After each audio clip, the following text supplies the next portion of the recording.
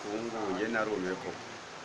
Ubu iyo nza kuba nzi gusoma simba byibuze nayo nkoresha ibi byuma biri hano. Ariko se none nayo ndirenganya nzi gusoma agacupa, ikibazo mfite ni iki? Ariko nanone ubu iyo nza kuba nzi gusoma iyi dictionnaire muri kubona, ubu mba ndi umuherwe, mba ndi umukire, mba nzi ibintu byinshi. Ariko nanone mana yanjye, mama wambyaye we. Ariko igihugu cyacu kurwanya ubujiji, ubunebwe, ibi byo nayo ndabyemeza.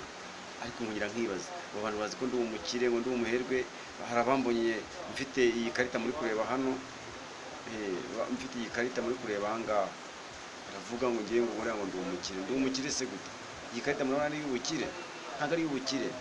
Uwampa icyiciro cya kindi cya da nakumva nezerewe, kuko n'ubundi ndetse ko ntishoboye. Ako ndishoboye da, ndetse mvuga ko ari ubutaka bunshoboye, ndishoboye.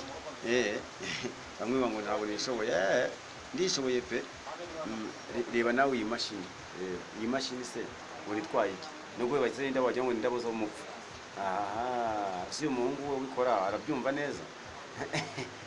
Ntabwo byoroshye babyeyi, mujye mudufasha kugira ngo turebe ko ibintu byose byagenda neza. Abasore b'iki gihe basigaye banzetsa bakajya hariya, ntabwo byoroshye.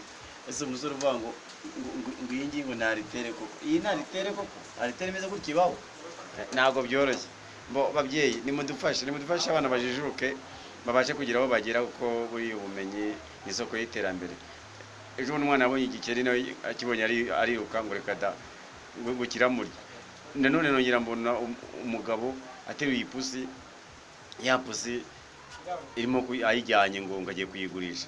Ageze uruhande rw'abantu baramubaza ati se wa mugabo ko ufite ipusi, iyi pusi rwigene ngo ninje kuyigurisha. Ngo nese ko imbibi wacu zashize turayimaze iki? Avuga ngo ntacyo nimanze muguri iyi pusi, noneho nawe ndaza kubazana n'imbeba nazo muziguri.